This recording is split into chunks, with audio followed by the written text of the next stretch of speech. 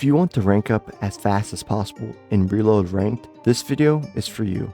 I will give you guys some tips and tricks on how you can gain the most percentage in every Reload Ranked game you play. I will give you guys a step-to-step guide on where to land, what guns to carry, and what movement to use, and a lot more. Now, let's get into the video. First thing I want to talk about is what game mode should you play? Should you play duos or squads? And if you want to gain probably the most percentage, duos probably be better for gaining percentage.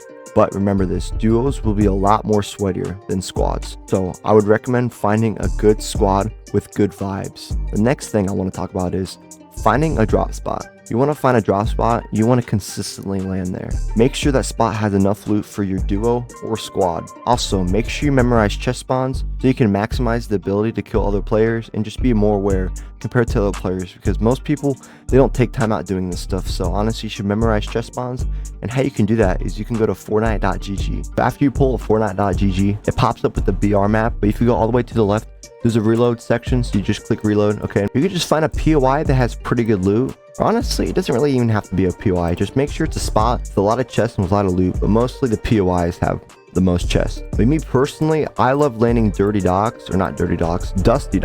because there are so many chest spawns at this little area. There's probably about 30 chests here, and honestly, no one lands here in ranked. I mean, I've been landing here, and personally, when I play duos or squads, we usually get nobody. Maybe we get a squad once in a while, or like duo, maybe two duos, but honestly, most of the time you're uncon somehow. So personally, I love landing here. There's a lot of loot, but it can vary with your duo or squad. And also, you can also memorize chest spawns and, just floor loot spawns in general if you want. The reason why I say this is, it's kind of odd, but you just want to make sure you maximize your awareness. Like most people, they don't know where, most of the chest spawns are, but if you take time, just a little bit of time, just memorize chest spawns, and just have it down in your brain, you can have a massive advantage, and honestly, just get more kills off spawn.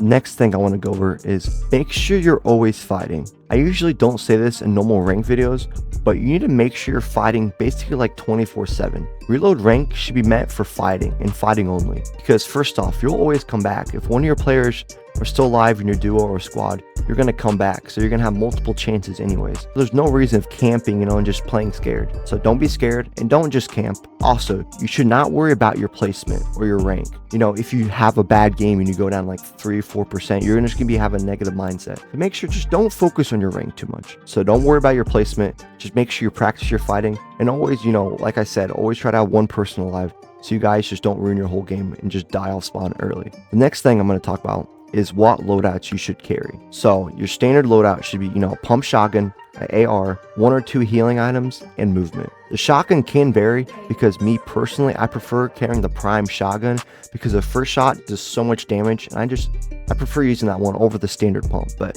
honestly, most people like to pump, and just stick to a shotgun that you really like using. If you like to tack more, use a tack. But it's all personal preference, which one you hit more shots with, or just which one you're better with in general. But with the AR, most people should always carry the normal AR.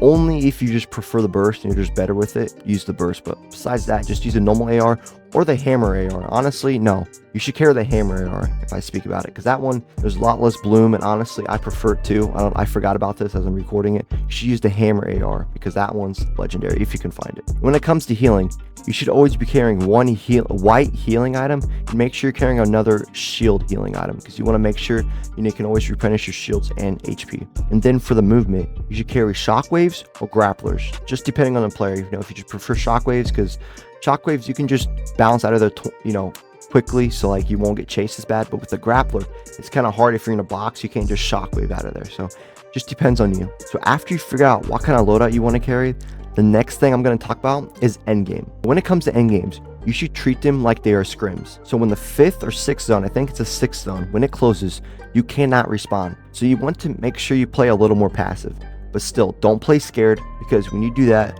most players can see when a player is nervous or scared, because you can tell they're like trying to not fight. They're trying to just not fight anybody at all. Make sure you're not like that, but if you have to get in a fight, make sure you're not playing nervous or scared. Also, you get the most of your percentage in endgame from your placement and kills, because they're worth a lot more in endgame compared to like early and like mid game. Also, make sure your duo or squad play together, and make sure you guys have movement too, because you don't want most of your teammates across the map and you guys are just not together. Also, you do not want to get held in storm, because most people, if they're smart enough, you know, they're going to rotate early in zone and they're just going to hold you. So make sure you rotate early. You know, make sure you do the fundamentals right. Like I said, rotate early so you can hold other players in storm and just get some free percentage. The last thing I want to talk about is Fortnite isn't everything. I always say this in the end of my videos, but make sure if you're struggling some days, who cares? You know, there's so much more to life than just Fortnite. You know, go for a walk, you know, talk with some of your friends, hang out with some of your friends in real life, you know, just make sure you don't revolve your life around Fortnite. Because Fortnite, honestly, it's all about the experience and just getting better in your skill. That's what rank's about. Also, don't compare your skill to somebody else, because we're all on different platforms. You know, there's such a skill gap. You can compare yourself to Clicks. Like, man, I am so bad when it compares to him. But like, honestly, you're probably an average player, or even above average player.